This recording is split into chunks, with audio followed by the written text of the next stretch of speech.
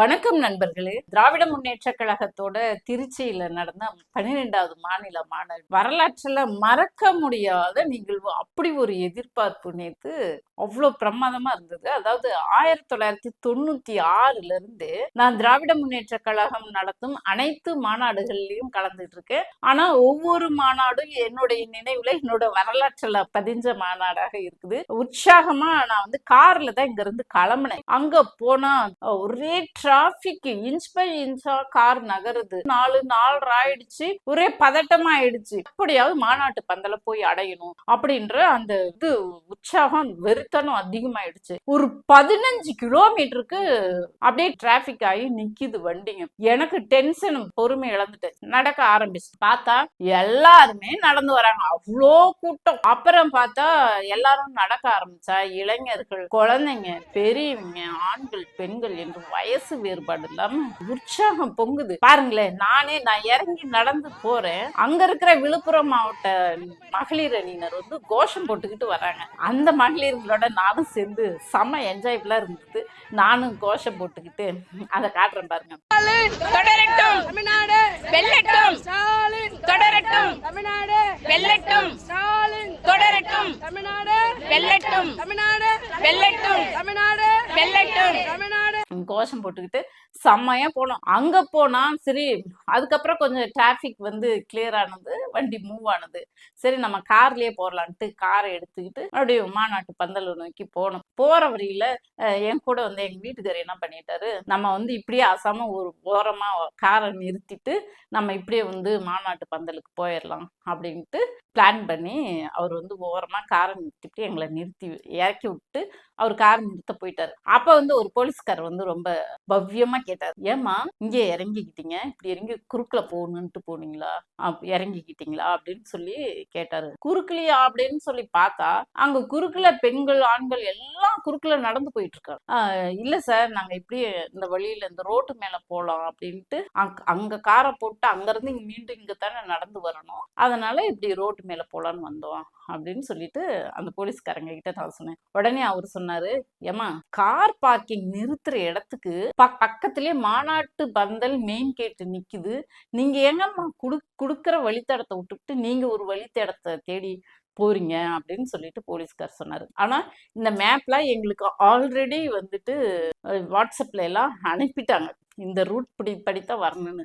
அப்ப எனக்கு உடனே டக்குன்னு ஒரு கிளிக் ஆனது வருது. என்னன்னா, ஒரு ஒரு மாநாட்டு நடத்தக்கூடிய அந்த ஒருங்கிணைப்பு குழு தலைவர்கள் என்ன வழி சொல்றாங்களோ அதை நம்ம கட்டாயம் பின்பற்றனாக்க நமக்கு நல்லதுதான் நடக்கும் அப்படிங்கிற ஒரு ஐயோ ஆமா சார், சாரி சார், தப்பு பண்ணிட்டேன், எங்க வீட்டுக்காரர் இந்த வேலையை பண்ணிட்டாரு, நான் மறுபடியும் நீங்க சொன்ன மாதிரியே நான் போறேன் சார் அப்படின்னு சொல்லிட்டு மீண்டும் எங்க வீட்டுக்காரர் அசாம ஏமாத்திட்டு, போலீஸ்காரங்களை ஏமாத்திட்டு ஒரு ஓரமா காரை போட்டிருந்தாரு. வேண்டாம், காரை எடுங்க, அவங்க சொன்ன மாதிரியே நம்ம அங்க போய் காரை நிறுத்திக்கலாம், அவங்க சொன்ன இடத்துல நிறுத்தலாம் அப்படின்னு சொல்லிட்டு காரை எடுத்துட்டு மாநாட்டு பந்தலுக்கு கரெக்டா அந்த கார் போடுற இடத்துக்கும் மாநாட்டு பந்தலுக்கு ஆப்போசிட்லயே அந்த ஸ்பாட் போய் நின்னுது. அப்பா ரொம்ப ஈஸியா 6 மணிக்கெல்லாம் மாநாட்டு பந்தல. இது எதுக்காக இதை சொல்றேன்னா, ஒரு தலைமை சொல்றத நம்ம கட்டாயம் கேட்கணும், நம்ம இஷ்டத்துக்கு நம்ம ஒரு முடிவு எடுக்க கூடாது என்பதற்கு உதாரணம் தான் நேத்து எனக்கு நடந்த நிகழ்வு. அப்புறம் அங்க போனோம்னா மாநாட்டு பந்தலுக்கு 6 மணிக்கெல்லாம் போயிட்டோம்.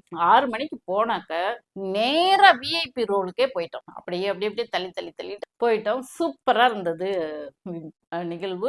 எங்க பார்த்தாலும் மனித தலைகள், லட்சக்கணக்கான மக்கள் திரண்டு இருந்தாங்க. ஒரு அசம்பாவிதம் இல்லை. எல்லாரும் ரொம்ப வசதியா உட்காந்துட்டு பார்த்தாங்க, படுத்துட்டு பார்த்தாங்க, சேர்ல உட்காந்து பார்த்தாங்க. கீழே மேட்டு ரொம்ப வசதியா இருந்தது. எல்லாரும் ஆர்வமா பார்த்துட்டு இருந்தாங்க.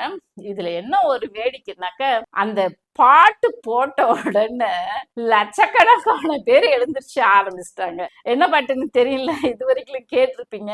வரும் வரும் பருந்து அந்த பாட்டு பெரும் பெரும் பருந்து வரும் வரும் ஒளிஞ்சு விரட்டணும் துணிஞ்சு அந்த பாட்டு போட்ட உடனே அப்படியே புல்லரிக்குது. எல்லாம் ஆட்ட ஆட ஆரம்பிச்சிட்டாங்க. அப்புறம் என்ன சும்மாவே வந்துட்டு கட்சி பாதுன்னா நான் வந்து ஆடக்கூடியவ, இதுல இப்படி ஒரு பாட்டு போட்டு நம்ம வந்து நம்மளெல்லாம் கட்டுப்படுத்த முடியுமா? என்ன ஆனது பாருங்களேன். நானே இந்த கைசப்பைய வலிக்குது. அவ்வளோ நேரம் சுத்திட்டு அவ்வளோ அருமையா வந்துட்டு நல்ல எதிர்பார்ப்போட நடந்தது. அப்புறம் தலைவர் பேச ஆரம்பிச்சாரு. எடுத்த உடனே அதிக நேரம் யாரும் பேசல. நேரு என்ன பேசினாரு, அடுத்தது தலைவர் பேசினாரு. தலைவர் பேசின உடனே அப்பப்பப்பப்போ அவ்வளோ விசிலு சத்தம் பறக்குது, எல்லாம் புல்லரிக்குது.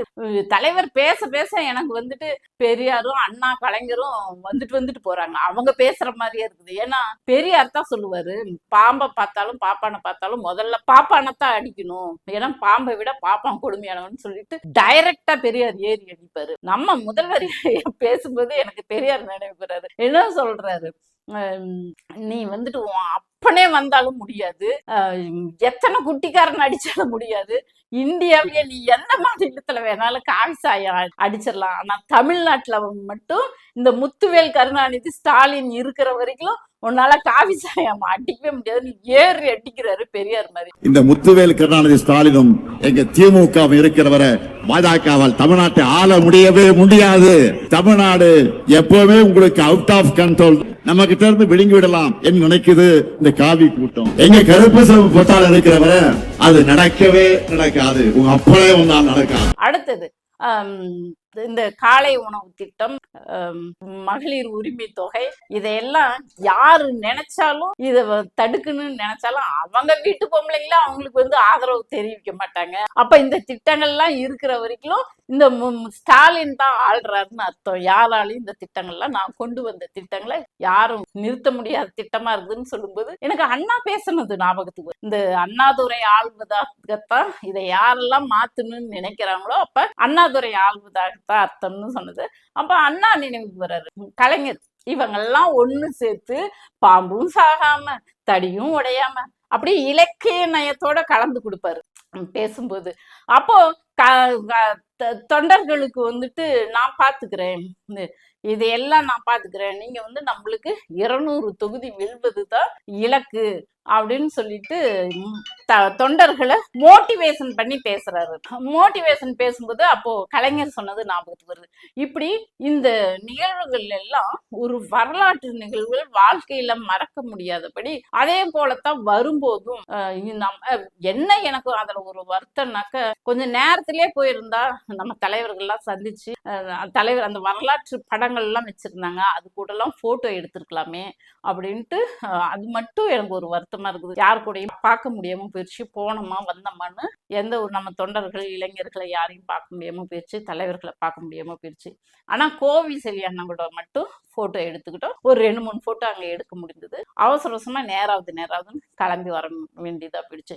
அப்படி அவசர அவசரமா வந்து மணிக்கணக்கில் டிராபிக் மாட்டிக்கிட்டு இங்க வரத்துக்கு காலையில விடிகாலம் 4 மணிக்கு தான் நாங்க வீட்டுக்கு இல்ல வந்து சேர்ந்தோம். எப்படியோ இந்த மாநாட்டு நிகழ்வுகள் வந்து ரொம்ப ஒரு மறக்க முடியாத, வரலாற்றிலேயே மறக்க முடியாத ஒரு நிகழ்வா இருக்குது. இந்த நிகழ்வை உங்களோட நான் பகிர்ந்துகிட்டதுல எனக்கு ரொம்ப ஆனந்தமாகவும் மகிழ்ச்சியாகவும் இருக்கு. உங்களுடைய இந்த மாநாட்டு நிகழ்வு எப்படி இருந்ததுன்னு நம்ம தோழர்கள் வந்து என்னோட பகிர்ந்துக்குங்க, கமெண்ட்ல வந்து சொல்லுங்க. நன்றி நண்பர்களே.